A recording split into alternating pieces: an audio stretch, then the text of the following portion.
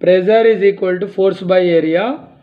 So applications of pressure are: to cut the tools we are using sharp edge knife because the area of contact is very less with the object, so that the more force will act.